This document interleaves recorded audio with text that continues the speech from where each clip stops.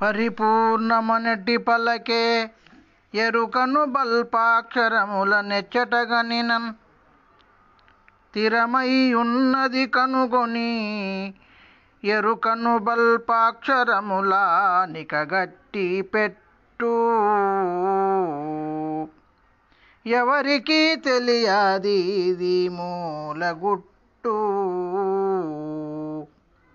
గురుమూర్తి కరుణాచే నెరిగి తెల్పితినేని పరిపూర్ణ బోధను పరులు చెప్పిన బోధానిక గట్టి పెట్టు.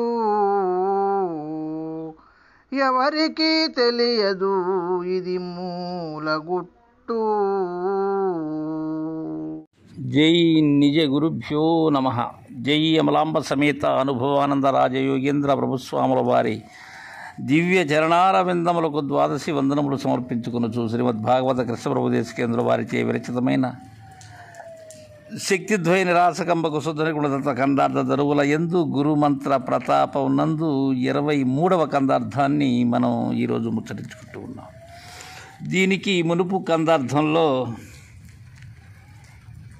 జగము వలన సంకల్పము, సంకల్పము వలన జగము జనిస్తూ ఉన్నవని, వీటికి వేరే జనన మందిరము అనేది లేనిది అని, అంటే పుట్టుక స్థానము వీటికి ఎక్కడా లేదు అని. అయితే ఇవి రెండు ఒకదానిని విడిచి ఒకటి ఉండలేవని, బయలుని ఉన్నది ఉన్నట్లుగా గురుదయచే దర్శించి ఈ రెంటిని ఇక తలచపోకుమని, వీటి పుట్టుక ఉళ్ళకి అని, ఎండమావిలో నీరు లేనిది ఎలా దృఢమో అలానే వీటిని దృఢం చేసుకోమని, అలానే ఈ భ్రాంతి రహితుడవు కమ్మని శిష్యునకు ఇరిగించినటువంటి గురుదేవులు ఈ కందార్థంలో, నాయనా శిష్య, పరిపూర్ణమనటి పలుకే ఎరుకను బల్పాక్షరముల కెచ్చటగనినన్ స్థిరమై ఉన్నది కనుగొని ఎరుకను బల్పాక్షరముల నిక కట్టి పెట్టు. ఎవరికి తెలియది మూల గుట్టు. శిష్య, ఈ మూల గుట్టు అయినటువంటిది ఏదైతే ఉన్నదో, ఈ షోడశాక్షరి కీలు ఏదైతే ఉన్నదో అది ఎవరికి తెలియనటువంటిది నాయన. అందరూ మూలం లేని గుర్తెరిగే శరీరంలోని వారే గురుదరి చేరునంత వరకు కూడా, గురుదరి చేరి గురువుకు దేహార్థ ప్రాణములు సమర్పించి గురు త్రిప్రసాదములు ఎవరైతే పొంది ఉంటారో వారిది నాయన ఈ బోధ, వారికి నాయన ఈ గుట్టు రట్టవుతుంది. లేకపోతే ఇది గుట్టుగానే ఉంటుంది, ఇది గోప్యంగానే ఉంటుంది, ఇది అందేందుకు వీలు కాదు నాయన. ఎలా అంటే శిష్య, ఈ కందార్థాన్ని 2 విధములుగా నీకు బోధిస్తాను శిష్య. ఎలా అంటే నాయన, పరిపూర్ణము అనేటువంటి పలక, అంటే మనం అక్షరాభ్యాసం చేసేటప్పుడు పలక ఉంటుంది కదా, అది స్థిరంగా ఉంటుంది. ఈ ఎరుక అనే బలపముతో రచించబడినటువంటి అక్షరములు ఏవైతే ఉన్నాయో అవి ఎచ్చటకనినన్ ఎటువైపు చూసినా సరే పలక మాత్రం స్థిరముగా ఉన్నది. దానిని కనుగొని, అంటే చిత్తరువు రంగు గోడలలో ఏ విధముగా చిత్తరువు రంగు గోడకి భిన్నమైనటువంటి విధానముగా కనుగొని, ఎరుక అనబడేటువంటి ఈ బలపుతో రచించినటువంటి అక్షరములు ఏవైతే ఉన్నావో, నాచే లిఖించబడినటువంటి, నాచే కలిగినటువంటి జగము ఏదైతే ఉన్నదో, లేక నేననే సంకల్పం ఏదైతే ఉన్నదో దానిని ఇక కట్టిపెట్టు శిష్య. ఇది మూల గుట్టునాయన, ఇది ఎవరికీ తెలియదు. అయితే గురుమూర్తి కరుణచే నేను ఈ పరిపూర్ణ బోధను ఎరిగి తెలిసితి, పరులు తెలిపినటువంటి బోధను ఇక కట్టిపెట్టు నాయన. ఇతర మతముల వారు, ఇతర సిద్ధాంతముల వారు తెలియజేసినటువంటి బోధను ఇక కట్టిపెట్టు శిష్య. ఎలా అంటే నాయన, ఇక్కడ పలక అనబడేటువంటిది సర్వాధారమై ఉన్నది, అంటే పరిపూర్ణము. దీని పైనే ఏమున్నవి? అక్షర జగత్తులు అనబడేటువంటి ఉన్నవి, అవి అక్కడ ఏర్పడుతూ ఉన్నవి. అంటే ఎలా?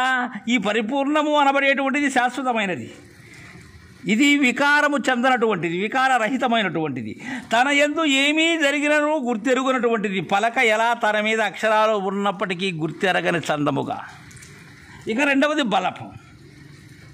ఇది అక్షరములకు కారణ స్వరూపమైనటువంటిదే బలపం, అదే నేను. అయితే అది పలక వలన వచ్చిందా? రాలేదు. అది తనకు తానుగా వచ్చినటువంటిది ఆ నేను అనే బలపం, అదే ఎరుక. ఈ ఎరుక అనబడేటువంటిదే జగత్ కారణం. ఇది తనకు తానుగా ఏర్పడినటువంటిది, సమస్త జగత్తులకు ఇదే ఆధారమై ఉన్నది శిష్య. ఇక ఈ బలపం ద్వారా ఏర్పడినటువంటి, నా ద్వారా ఏర్పడినటువంటి ఈ అక్షరములు ఏవైతే ఉన్నవో ఇవి బలపము వలన ఏర్పడినటువంటివి. ఇవి పలకలోనే ఉన్నవి కానీ పలకను దాటి లేవు శిష్య ఇవి. ఇక ఇదే జగత్తు అయి ఉన్నది, ఈ అక్షరములే జగత్తు. ఇవి ఎరుక వలన ఏర్పడినటువంటిదే ఈ జగత్తు.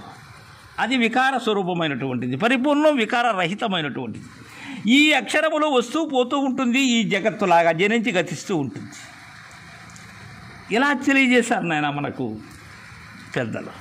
ఇంకా శిష్య, పరిపూర్ణమనటి పలుకే ఎరుకను వల్పాక్షరములకు ఎచ్చటగనినం తిరమయ్యున్నది. పరిపూర్ణమని ఏవి పలుకుతూ ఉన్నవి? ఎరుకనే బల్పాక్షరములు, తొలి బలుపులు అనగా వేదములు శిష్య. బలుపులు అంటే వేదములు నాయన, వేదాక్షరములే బలుపులు. పరిపూర్ణమనటి పలుకుతూ ఉండబడేటువంటివి ఏవి? ఈ తొలి బలుపులైనటువంటి వేదములే పలుకుతూ ఉన్నవి. దేనిని పలుకుతూ ఉన్నవి? నామరూప క్రియారహితమైనటువంటి దానిని గూర్చి పలుకుతూ ఉన్నవి. అయితే వాటికి ఎచ్చట చూసినప్పటికీ కూడా ఉండబడేటువంటిది ఏది? స్థిరమై ఉండబడేటువంటిది ఏది? పరిపూర్ణం. అది ఇదేమి చూడాలి?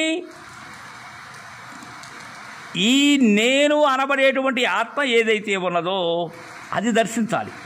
స్థిరమయ్యి ఉండబడేటువంటి దానిని కనుగొని ఎరుకను బల్పాక్షరముల లేక గట్టిపెట్టు. ఎరుక అనబడేటువంటి వేదముల యొక్క ఆ తెలివి ఏదైతే ఉన్నదో, వేదము అంటే తెలివే శిష్య, వేదము అంటే జ్ఞానం నాయన. తొలి బలుపులు అంటే వేదములు శిష్య, వాటిని ఇక కట్టిపెట్టు. ఎవరికీ తెలియదు ఇది మూల గుట్టు. గురుమూర్తి కరుణచే ఎరిగి తెల్పితి. ఇది నేను ఎలా తెలియజేస్తున్నాను నీకు? నా కథలో నేను తెలియజేసేటువంటిది కాదు. నేను తెలియజేసేటువంటిది నాచే కల్పించబడినటువంటిదంతా కూడా నాలాగే మూలము లేని గుర్తెరిగే శరీరం ఎలాంటిదో అలాంటిదే అయి ఉంటుంది శిష్య. ఇది నేనీ పరిపూర్ణ బోధాను. అయితే గురుమూర్తి కరుణచే ఎరిగి తెలిపితిని ఈ పరిపూర్ణ బోధను. అలా గురు శిష్య న్యాయముగా నేను మద్గురుదేవుల ద్వారా పొంది తెలియజేస్తూ ఉన్నాను శిష్య. పరులు తెలిపిన బోధ ఇక కట్టిపెట్టు. పరులు అయినటువంటి వారెవరు? ఇతర మతముల వారు, ఇతర సిద్ధాంతముల వారు తెలియజేసినటువంటి బోధను ఇక కట్టిపెట్టు నాయన. ఎవరికీ తెలియదు శిష్య ఇది మూల గుట్టు అని మనకు చక్కగా కృష్ణప్రభు దేశికేంద్రుల వారు 183వ కందార్థం ద్వారా తెలియజేశారు. జై గురుదేవా.